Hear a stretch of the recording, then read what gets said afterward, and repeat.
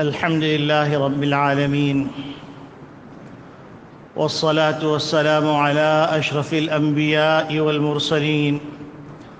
وخاتم النبيين محمد وعلى آله وصحبه ومن تبعهم بإحسان ودعا بدعوتهم إلى يوم الدين. أما بعد، فأعوذ بالله من الشيطان الرجيم. بسم الله الرحمن الرحيم. قال الله تبارك وتعالى: واصبر وما صبرك إلا بالله ولا تحزن عليهم ولا تك في وقال النبي صلى الله عليه وسلم: تخلقوا بأخلاق الله، او كما قال علیہ الصلاۃ والسلام. میرے محترم بزرگوں، عزیز دوستوں، دینی اسلامی بھائیوں، پچھلے چند جمعوں سے معاشرتی زندگی کے مختلف پہلوؤں کی نشاندہی کی جا رہی ہے، اس امید کے ساتھ کہ اللہ رب العالمین کہنے والے کو بھی عمل کی توفیق عطا فرمائے اور سننے والوں کو بھی عمل کی توفیق عطا فرمائے، اور ایک ایسا معاشرہ تشکیل پا جائے جو معاشرہ اسلامی معاشرہ کہلانے کے قابل ہو، جو معاشرہ انسانی معاشرہ کہلانے کے قابل ہو، جس معاشرے کے اندر وہ صفات ہوں جو اعلیٰ قوموں کے اندر صفات ہوتی ہیں، جو قوموں کا طر امتیاز ہوتا ہے، وہ معاشرہ امن کا گہوارہ ہوتا ہے، وہ معاشرہ خوشیاں اور خودداری اور عظمت انسانی اور شرافت انسانی کا باعث بنتا ہے.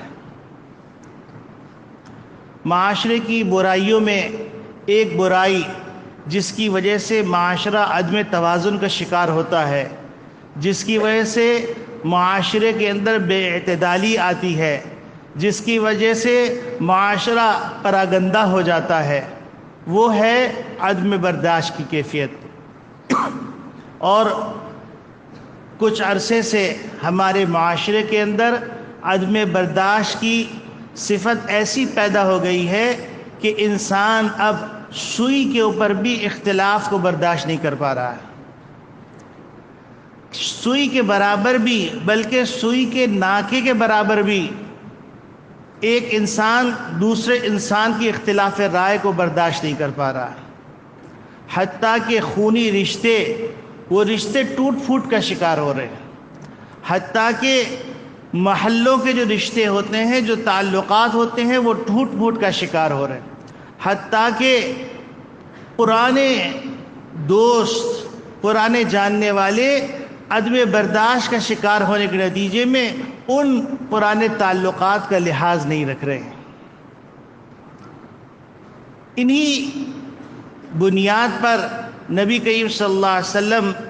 جب معاشرے کی تشکیل فرماتے ہیں تو نبی کریم صلی اللہ علیہ وسلم معاشرے کے اندر توازن اور معاشرے کے اندر برداشت، اس کی صفت کو پیدا فرماتے ہیں. گزشتہ جمعے جو میں نے حدیث پڑھی اس میں نبی کریم صلی اللہ علیہ وسلم نے فرمایا، ایک آدمی وہ ہے جو لوگوں کے درمیان رہتا ہے، لوگوں سے پہنچنے والی تکالیف کو برداشت کرتا ہے، وہ بہتر ہے اس شخص سے جو لوگوں کے درمیان نہیں رہتا اور نہ ہی ان سے پہنچنے والی تکلیف کو برداشت کرتا ہے.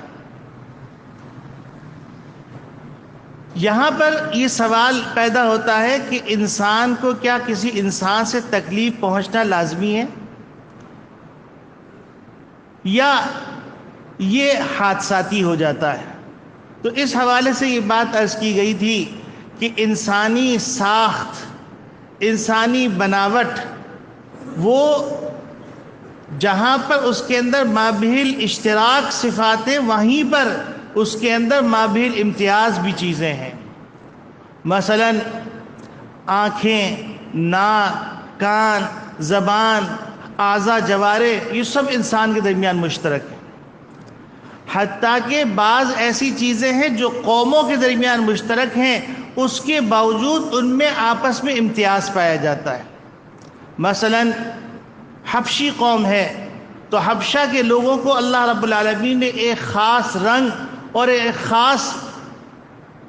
ناک نقشہ عطا فرمایا ہے۔ دوسرے نمبر پر یورپی اقوام ہیں، ان اقوام کو اللہ رب العالمین نے خاص رنگت، خاص نقشہ عطا فرمایا ہے، اور اس کے ساتھ ساتھ ان میں مابہل اشتراک چیزوں کے ساتھ ساتھ مابہل امتیاز صفت بھی رکھی ہے۔ ایشیائی لوگوں میں سے جو بر صغیر میں بستے ہیں ان کو گندمی رنگ عطا فرمایا ہے اور ان کو خاص نقشہ اور خاص خد و خال عطا فرمایا۔ پھر فار ایسٹ کے لوگوں کو اللہ رب العالمین نے خاص رنگت اور خاص خد و خال عطا فرمایا ہے۔ انسان جب دیکھتا ہے حبشہ کے لوگوں کو تو دیکھ کے انسان کہتا ہے کہ یہ افریقہ کے لوگ ہیں، یہ پاکستان کے نہیں ہیں۔ یورپی اقوام کو دیکھ کے کہتا ہے کہ یہ یورپی اقوام ہیں، یہ مشرقی اقوام نہیں۔ تو ان کے اندر مشترک چیزیں رنگت ہے، لیکن اس کے باوجود آپس میں امتیازات اور آپس میں فرق ہے۔ تو جس طریقے سے اللہ رب العالمین نے انسان کے اندر ظاہری شکل و شباہت میں فرق رکھا ہے، انسان کے تھم کے اندر فرق رکھا ہے، انسان کی آنکھ کے اندر فرق رکھا ہے، تو انسان کے باطنی اخلاق اور باطنی مزاج کے اندر بھی فرق ہونا بدیہی ہے۔ تو اس بنیاد پر ایک انسان کو دوسرے انسان سے تکلیف پہنچنی ہے، کیونکہ مزاج کے اختلاف کی وجہ سے آپس میں مزاج کے خلاف باتیں پیش آئیں گی، اور مزاج کے خلاف باتوں کو اگر برداشت نہیں کیا جائے گا تو عداوتیں جنم لیں گی، تعصبات جنم لیں گے، اور فتنہ فساد وجود میں آئے گا۔ اور فتنہ و فساد کو نبی کریم صلی اللہ علیہ وسلم پہ جو کلام مجید نازل ہوا اس میں اللہ رب العالمین نے فرمایا وَالْفِتْنَةُ أَشَدُّ مِنَ الْقَتْلِ، قتل و غارت سے زیادہ خطرناک اور تباہی اور ہلاکت آفرین جو چیز ہے وہ فتنہ فساد ہے۔ تو انسان اس فتنے فساد سے بچنے کے لیے برداشت کرے، تو یہ سوال پیدا ہوتا ہے کہ برداشت ہوتا نہیں ہے۔ تو حضرت محمد صلی اللہ علیہ وسلم نے عجیب نکتہ بتایا۔ نبی کریم صلی اللہ علیہ وسلم نے فرمایا کہ اگر کسی سے تمہیں کوئی تکلیف پہنچے تو تم اس کی اچھائی کو یاد کر لو، کیونکہ کوئی بھی انسان ایسا نہیں ہے کہ اس کے اندر 100% برائیاں ہوں، اور کوئی بھی انسان ایسا نہیں ہے جس کے اندر 100% اچھائیاں ہوں۔ یقینی بات ہے کچھ چیزیں آپ کے ہمارے مزاج کے خلاف ہوں گی، کچھ چیزیں ہماری ان کے مزاج کے خلاف ہوں گی۔ اگر ہم صرف ایک رخ پہ سوچتے رہیں گے تو اس کے نتیجے کے اندر ہم بالکل ناکارہ ہو جائیں گے، ہمارے اعصاب شل ہو جائیں گے، اور اعصاب شل ہونے کی وجہ سے انسانی زندگی تنگ ہو جائے گی۔ اور پھر اگر مسلمان نہیں ہیں تو پھر دنیا ایسی ایسی مثالیں دیکھتی ہے کہ انسان معمولی باتوں پہ خودکشی کر لیتا ہے، کیونکہ وہ انسان اس کے اندر برداشت کی صفت نہیں ہے، اس کے اندر یہ ملکہ نہیں ہے کہ وہ انسان کسی انسان سے پہنچنے والی تکلیف کا اچھا پہلو سوچے۔ ایک صاحب نبی کریم صلی اللہ علیہ وسلم کی خدمت میں آئے اور آ کے عرض کیا، اے اللہ کے رسول، میری بیوی میں یہ خرابی ہے، یہ خرابی ہے، یہ خرابی ہے، یہ خرابی ہے، ایک فہرست گنوا دی۔ نبی کریم صلی اللہ علیہ وسلم نے ان کو دیکھا اور فرمایا طلقھا، چلو پھر تم ان کو طلاق دے دو۔ تو انہوں نے کہا لا اصبر عنہا، اے اللہ کے رسول، ان کے بغیر میں رہ بھی نہیں سکتا ہوں۔ تو نبی کریم صلی اللہ علیہ وسلم نے فرمایا پھر اس کو اس کی ان صفات کے ساتھ اپنے پاس باقی رکھو۔ اب یہاں سوال پیدا ہوتا ہے کہ نبی کریم صلی اللہ علیہ وسلم نے خود فرمایا ہے کہ ابغض المباحات، مباح چیزوں میں مبغوض ترین چیز طلاق ہے، طلاق ناپسندیدہ عمل ہے۔ پھر آپ صلی اللہ علیہ وسلم نے ان صاحب نے جب بات کی تو انہوں نے فوراً ان کو یہ کیوں کہا کہ طلقھا، ان کو طلاق دے دو؟ اصل میں نبی کریم صلی اللہ علیہ وسلم انسانی نفسیات کو جتنا سمجھتے ہیں، کوئی کمی لوگ ہیں جو ان نفسیات کو سمجھتے ہوں، کیونکہ نبی کریم صلی اللہ علیہ وسلم نے جب دیکھا کہ ان کا دماغ صرف برائیوں کی طرف چل رہا ہے اور ان کے دماغ کے اندر اچھائی ہے ہی نہیں، تو ان کو ایک ایسا کرنٹ یا ایسا جھٹکا دینا ہے جس کے نتیجے میں ان کی سوچ منفی سے مثبت کی طرف آ جائے۔ چونکہ منفی سوچ کی انتہا کو پہنچ چکے تھے، تو اس انتہا کو پہنچنے کے نتیجے میں ان کو شدید قسم کے جھٹکے کی ضرورت تھی، جس کے نتیجے میں ان کو جھٹکا لگے، وہ تیزی سے جو ہے اس کی مثبت سوچ کی طرف جائے۔ تو انہوں نے جب آپ صلی اللہ علیہ وسلم نے ان سے فرمایا ان کو طلاق دے دو، تو فوراً کو خیال آیا کہ میں یہ کیا سوچ رہا ہوں، وہ میرے کپڑوں کا خیال رکھتی ہے، میرے کھانے کا خیال رکھتی ہے، میرے بچوں کا خیال رکھتی ہے، میرے گھر کا خیال رکھتی ہے، میری عزت کا خیال رکھتی ہے، اور میری وہ خواہشات جو خواہشات کسی سے پوری نہیں کی جا سکتی، وہ خواہشات پوری کرنے کا ذریعہ ہے۔ تو آپ صلی اللہ علیہ وسلم فرمایا پھر برداشت کرو اور ان عیوب کے ساتھ ان کو باقی رکھو۔ یہ نبی کریم صلی اللہ علیہ وسلم نے اپنی امت کو تعلیم دی کہ اگر کسی کے اندر کوئی برائی ہو یا تمہارے مزاج کے خلاف کوئی بات ہو، تو اس مزاج کے خلاف کو اس کی اچھائیوں کے اوپر غور کر کے اس کا ازالہ کر لو۔ ایک جگہ نبی کریم صلی اللہ علیہ وسلم نے عجیب غریب انداز سے سمجھایا، فرمایا ما احد اصبر من اللہ على اذن سمعه يدعون له الولد فيعافيه ويرزقهم، کہ اللہ رب العالمین سے زیادہ صبر کرنے والا کوئی نہیں ہے، کہ اللہ رب العالمین کے ساتھ لوگ شرک کرتے ہیں، حتیٰ کہ اللہ کے لیے بیٹا ثابت کرتے ہیں، جیسے حضرت عیسیٰ علیہ السلام کو نصارہ اللہ کا بیٹا کہتے ہیں، اور عزیر علیہ السلام کو یہودی کا ایک طبقہ اللہ کا بیٹا کہتا ہے، اور پھر بنی اسرائیل اور کفار کے اندر ایک طبقہ ایسا ہے جو ملائکہ کو اللہ کی بیٹیاں کہتا ہے، اور اللہ نے انسانوں کے لیے دسترخوان بچھایا ہے، اور اللہ کے اس دسترخوان سے ہر ایک کھا رہا ہے، کافر بھی کھا رہا ہے، مسلمان بھی کھا رہا ہے، یہودی بھی کھا رہا ہے، نصارہ بھی کھا رہے ہیں، ہندو بھی کھا رہے ہیں، مشرک بھی کھا رہے ہیں، اور اللہ رب العالمین ان تمام باتوں کو برداشت کرتا ہے، ان کو عافیت عطا فرماتا ہے، ان کو رزق دیتا ہے۔ تو نبی کریم صلی اللہ علیہ وسلم نے یہ بات فرما کے دوسری جگہ فرمایا تخلقوا باخلاق اللہ، کہ تم اللہ والے اخلاق اپنا لو۔ اور اللہ والے اخلاق کیا ہے؟ کہ اللہ کی ایک عظیم صفت حلیم ہونا ہے، اللہ حلم والا ہے، اللہ برداشت کرنے والا ہے۔ تو تم اللہ کے برگزیدہ بندے بننا چاہتے ہو تو اللہ رب العالمین کی طرح اپنے اندر وہ تحمل اور وہ برداشت تو 100% پیدا نہیں کر سکتے، لیکن اس کی کوشش کر لو، تو تمہارا گھریلو خانگاہی معاملہ بھی اچھا ہو جائے گا، تمہارا علاقائی معاملہ بھی اچھا ہو جائے گا، تمہارا معاشرتی معاملہ بھی اچھا ہو جائے گا، تمہارا ملکی معاملہ بھی اچھا ہو جائے گا۔ اپنے اندر برداشت پیدا کرو، اختلاف رائے کو سننے کی صلاحیت پیدا کرو۔ اب آپ دیکھیے آج معاشرے کے اندر اتنی پستی آ گئی، اتنی پستی آ گئی، اتنی پستی آ گئی، وہ مسلمان معاشرہ، جس مسلمان معاشرے کے اندر ایسے افراد پیدا ہوئے کہ ان افراد میں سے ایک فرد کو اٹھا کر پوری قوم کو تولا جائے تو وہ فرد ان پہ بھاری ہے، جیسے حضرت امام ابو یوسف رحمۃ اللہ علیہ۔ یہ حضرت امام ابو حنیفہ رحمۃ اللہ علیہ کے خاص شاگرد ہیں اور فقیہ الامہ ہیں، لوگ ان کو فقیہ کے اعتبار سے جانتے ہیں، لیکن لوگ ان کو ولی اللہ کے اعتبار سے زیادہ نہیں جانتے۔ وہ چیف جسٹس تھے، اور یہ ایسے نہیں کہ سری لنکا کا چیف جسٹس ہو یا جو ہے برما کا چیف جسٹس ہو، بلکہ 3 بر اعظموں پر جو حکمرانی کرنے والے بادشاہ تھے، اس بادشاہ کے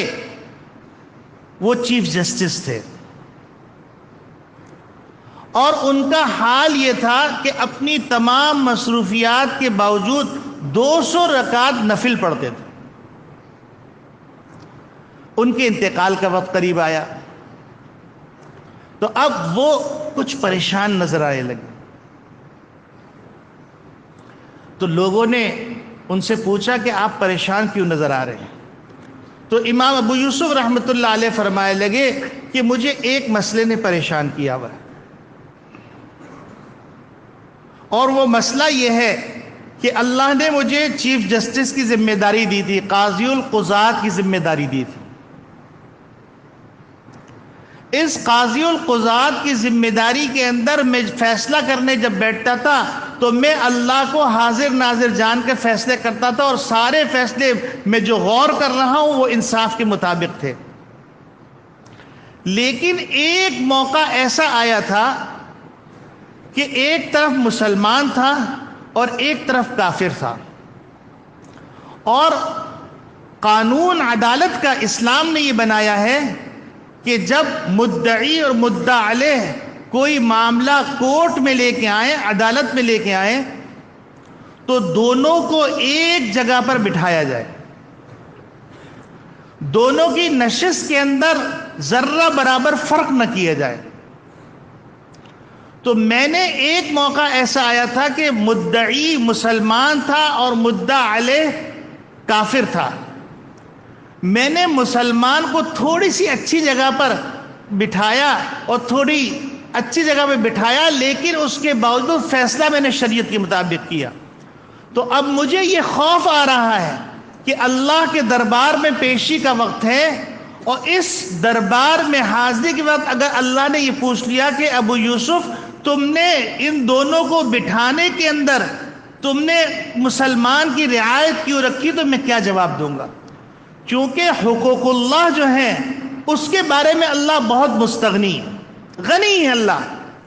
لیکن حقوق العباد کے بارے میں اللہ رب العالمین بہت حساس ہے۔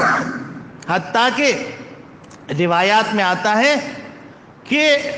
اللہ کی مخلوق کے حقوق میں اللہ اتنے حساس ہے کہ ایک عورت کتے کو پانی پلاتی، بخاری شریف کی روایت ہے، لوگ سمجھتے ہیں کہ ایک ایسا ہی قصہ ہے، کتے کو ایک فاحشہ عورت پانی پلاتی ہے، اللہ رب العالمین اس کی بخشش کا فیصلہ فرماتی، اور ایک نیک متقیہ خاتون بلی کو باندھ کے رکھتی ہے، اس کے کھانے پینے کا انتظام نہیں کرتی، تو اس کا تقوی اس کے کام نہیں آتا، اس کے لیے جہنم کا فیصلہ کیا جاتا۔ ایک آدمی کو لایا جائے گا جس کے پاس نمازیں ہوں گی، روزے ہوں گے، حج ہوگا، زکوٰۃ ہوگی، خیرات ہوگی، نوافل ہوں گی، تلاوت ہوگی، ذکر و اذکار ہوں گی، لیکن حقوق العباد کے اندر وہ کوتاہی کر رہا ہوگا۔ تو اللہ رب العالمین وہاں پر رشوت نہیں چلتی، بلکہ اللہ رب العالمین نیکیاں جو کر کے آیا ہے وہ نیکیاں لے کر اس حقوق العباد کی ادائیگی کریں گے، اور ایک قیراط تکلیف کے بدلے میں اللہ رب العالمین 700 750 نماز مقبول ترین دیں گے۔ ہماری پتہ نہیں کون سی نماز مقبول ہوئی کون سی نہیں ہوئی۔ آج معاشرے کے اندر عدالت ایک کھیل بن گیا، اور انصاف کی جگہ پہ بیٹھ کر سب سے زیادہ بے احتیاطی ہو رہی ہے۔ آپ دیکھیے، ایک بڑے قاضی ہیں بکار ابن قتیبہ رحمت اللہ علیہ، وہ بادشاہ کے قریب ہو گئے، اور یہ بات سمجھ لیجئے گا، انسان کے لیے اللہ رب العالمین نے دن اور شام کا آنا لکھا ہے۔ دن اگر ہونا ہے تو شام بھی ہونی ہے، اور اگر شام ہونی ہے تو پھر صبح بھی ہونی ہے۔ سورج طلوع ہونا ہے تو سورج کو غروب بھی ہونا ہے، اگر جوانی ہے تو پھر بڑھاپا بھی ہے، اگر عروج ہے تو پھر زوال بھی ہے۔ انسان جب عروج میں ہوتا ہے تو ناانصافیاں کرتے کرتے کرتے وہ بے حس ہو جاتا ہے، اور اس کو احساس نہیں ہوتا کہ میں یہاں پر بیٹھ کر جو فیصلے کر رہا ہوں، اوپر عرش پر دیکھنے والا، جس کے سامنے نہ رشوت کام آئے گی، نہ رشتہ کام آئے گا، نہ عہدہ کام آئے گا، نہ منصب کام آئے گا، وہ پروردگار اس دن فیصلہ کرے گا جس دن اس کے سوا کسی کی بادشاہت نہیں ہو، اور وہاں پر کوئی چیز کام نہیں آئے گی۔ تو اسی طریقے سے قاضی بکار ابن قتیبہ رحمۃ اللہ علیہ بادشاہ کے قریب ہو گئے، بادشاہ کو ان سے عقیدت ہو گئی، بادشاہ آئے دن ان کے لیے تحفوں کا انتظام کرتے، تحفوں کا انتظام کرتے اور تحفہ پیش کر دیتے۔ یہ جو بڑے لوگ ہوتے ہیں ان کے دل بڑے چھوٹے ہوتے ہیں، بڑے کم ظرف ہوتے ہیں۔ ایک وقت ایسا آیا کہ قاضی بکار نے ایک فیصلہ بادشاہ نے کیا، وہ شریعت کے مطابق نہیں تھا، تو قاضی بکار ابن قتیبہ رحمۃ اللہ علیہ نے اس کے اوپر جرح کی۔ جرح کرنے کے نتیجے میں بادشاہ نے اپنے وزیر کو کہا کہ جاؤ قاضی بکار ابن قتیبہ سے جا کے کہو کہ آج تک، یعنی برسہ برس گزر گئے، آج تک ہم نے جتنے تحفے تحائف تمہیں دیے تھے سب واپس کرو۔ اب اگر اس زمانے کے جیسے ہوتے قاضی تو یقیناً ان کے لغزش پیدا ہو جاتی، وہ فوراً اپنا فتویٰ چینج کر دیتے اور فتوے کے اندر ہیلے بہانے کر کے بادشاہ کی تائید کر دیتے۔ قاضی بکار ابن قتیبہ کے پاس قاصد آیا تو انہوں نے کہا الحمدللہ، کہا آؤ میرے ساتھ چلو، لے گئے ایک کمرے میں، جا کر انہوں نے الماری کھولی اور الماری کھول کر فرمایا کہ دیکھو، جس دن سے بادشاہ تحفے دے رہا تھا میں نے ایک الماری بنائی تھی، اس الماری میں میں تحفے رکھتے چلا گیا اور آج تک میں نے ان کی سیلیں بھی نہیں کھولی ہیں، لہذا یہ پوری الماری کی چیزیں لے جا کے بادشاہ کو دے دو۔ اب آپ دیکھیے کہ یہ ہمارے اسلاف ہیں، یہ ہمارے مسلمان معاشرے کے کردار ہیں، جن کرداروں کو دیکھ کر انسان دنیا پر فخر کرتا ہے، اور آج بدقسمتی سے دنیا کے اندر دیگر ممالک میں انصاف کے درجوں کے اندر کوئی ملک اول نمبر پہ آتا ہے، کوئی ملک دوسرے نمبر پہ آتا ہے، کوئی ملک تیسرے نمبر پہ آتا ہے، اور بدقسمتی سے پاکستان، صومالیہ اور کینیا کے نمبر پہ آتا ہے۔ اور ہے کون سا معاشرہ؟ اسلامی معاشرہ، مسلمانوں کا معاشرہ۔ تو میرے عزیز دوستو بھائیوں، یہ واقعہ سنانے کا مطلب یہ ہے کہ اللہ رب العالمین نے معاشرے کے اندر ایک طرف تو فرمایا کہ تم لوگوں سے پہنچنے والی تکالیف پر صبر کرو، تو معاشرے کے اندر ناچاکیاں نہیں ہوں گی۔ دوسری طرف اللہ رب العالمین نے فرمایا کہ جس آدمی کو دو آدمیوں کے درمیان قاضی مقرر کیا گیا، ذُبِحَ بِغَيْرِ سِكِّینٍ، یہ ایسا ہے جیسے بغیر چھری کے اس کو ذبح کر دیا گیا، یعنی چھری سے ذبح کرنے میں دیر نہیں لگتی، اور بغیر چھری کے ذبح کرنے میں انسان انتہائی اذیت کے اندر دنیا سے جاتا ہے۔ تو یہ اتنی بڑی ذمہ داری ہے، اور اللہ رب العالمین کے رسول محمد نبی صلی اللہ علیہ وسلم نے امت کے دوسرے طبقے کو فرمایا، ایک طرف تو کہا تم صبر کرو، درگزر کرو، حلم کا راستہ اختیار کرو، تواضع کا راستہ اختیار کرو، اور دوسری طرف فرمایا المسلم من سلم المسلمون من لسانہ ویدہ، دیکھو مسلمان کہلانے کا وہی مستحق ہے جس کی زبان سے اور جس کے ہاتھ کی ایذاؤں سے دوسرا مسلمان محفوظ ہو۔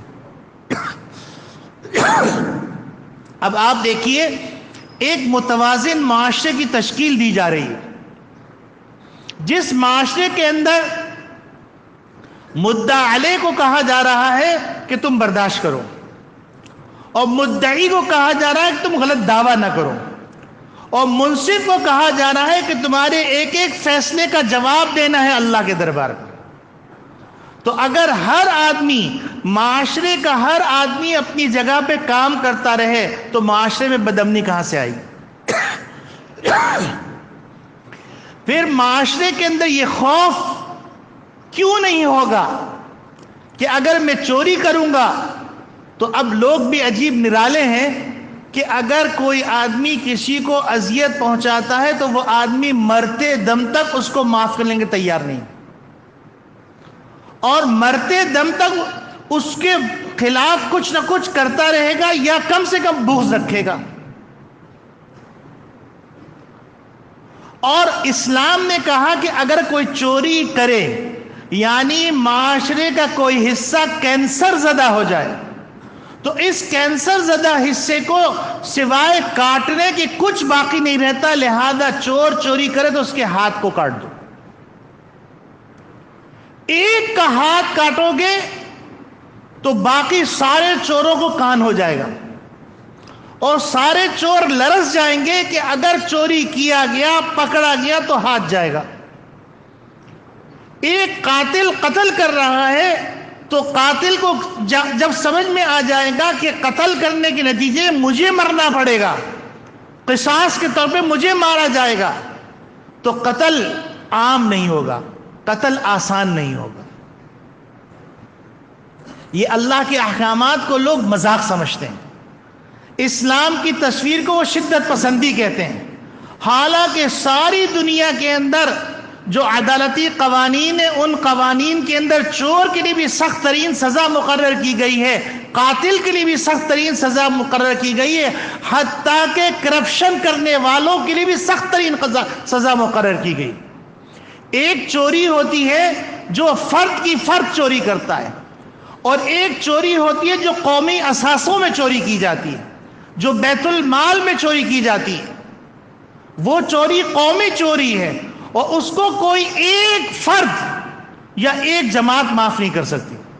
چونکہ وہ بیت المال پوری قوم کا مال ہے۔ تو جب پوری قوم کا مال ہے تو پوری قوم کا فیصلہ اس وقت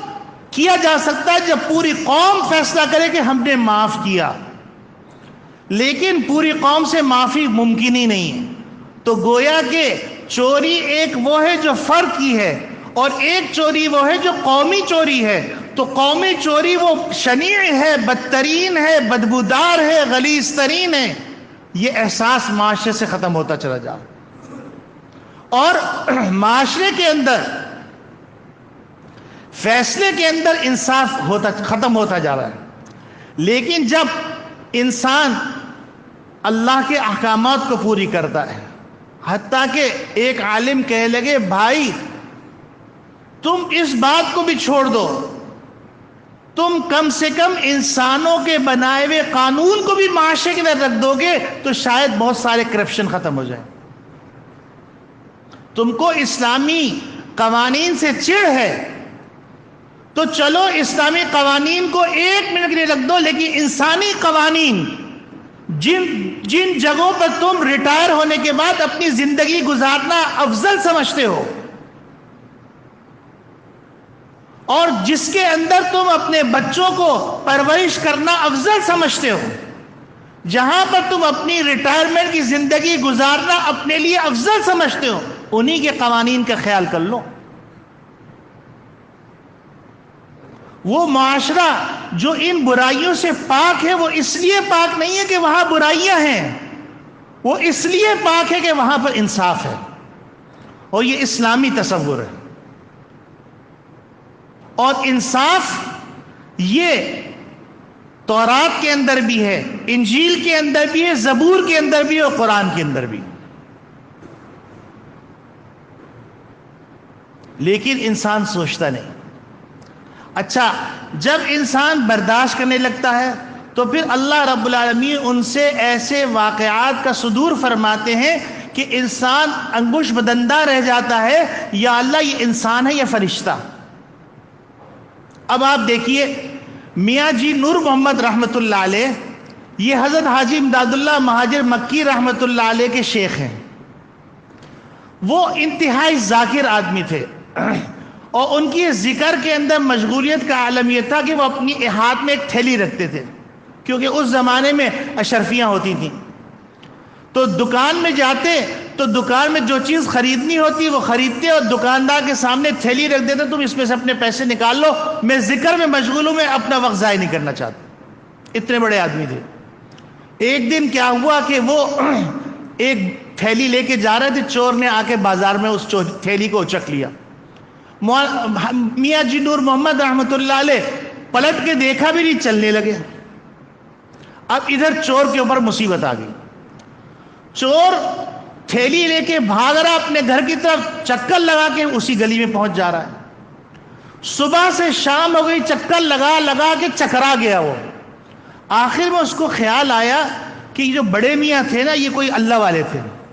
چلو ان کو ان کی چیز واپس کر کے ان سے درخواست کرتے ہیں، تم ہمارے لیے دعا کر دو تاکہ ہم اپنے گھر چلے جائیں۔ وہ ڈھونڈ کر میاں جی نور محمد صاحب کے دروازے پہ پہنچا، دروازے پہ دستک دی۔ میاں جی نور محمد صاحب رحمۃ اللہ علیہ باہر نکلے، کہیں گے میاں کیسے آنا ہوا؟ انہوں نے کہا حضرت یہ تھیلی دینے آیا۔ انہوں نے کہا تھیلی کیوں دینے آیا؟ میں نے تو تمہیں معاف کر دیا، میں نے تو کہا تھا تمہاری لیے حلال ہو گئی۔ کہیے حضور آپ نے تو حلال کہہ دی، لیکن میں اتنی سخت پکڑ میں ہوں کہ صبح سے شام ہو گئی ہے، میں جہاں سے چلتا ہوں واپس اسی جگہ پہ پہنچ جاتا ہوں جہاں میں نے تھیلی چوری کی تھی۔ آپ یہ تھیلی اللہ کے واسطے لے لیجئے اور میرے لیے دعا کر دیجئے کہ میں خیر سے اپنے گھر پہنچ جاؤں۔ اب یہ آج کے زمانے میں یہ قصہ سنایا جائے تو لوگ کہیں گے ہاں مولوی قصہ سنایا کرتے ہیں، یہ کتابوں میں لکھا ہوا ہے۔ تو میرا کہنے کا مقصد یہ ہے کہ اگر معاشرہ سارا کا سارا برداشت پہ آ جائے، سارا کا سارا معاشرہ انصاف پہ آ جائے، سارا کا سارا معاشرہ ایذاء رسانی سے بچ جائے، تو وہ فرشتوں کا معاشرہ ہوگا، انسانوں کا معاشرہ نہیں۔ اور اس معاشرے کے اندر آپ یہ سمجھیے کہ ایک وقت تھا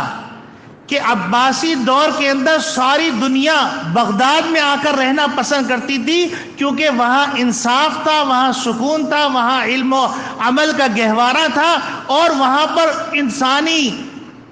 قوانین ایسے نافذ تھے کہ وہاں پر بے اعتدالی نہیں تھی۔ پھر دنیا نے دیکھا کہ جب اسلام اسپین گیا تو اسپین میں سارا یورپ آ کے بستا تھا، کہ کیونکہ چاہے وہ یہودی ہو، نصارہ ہو یا مجوسی ہو، وہ یہ کہتے تھے کہ اتنا پرامن معاشرہ وہ اسپین کا معاشرہ تھا۔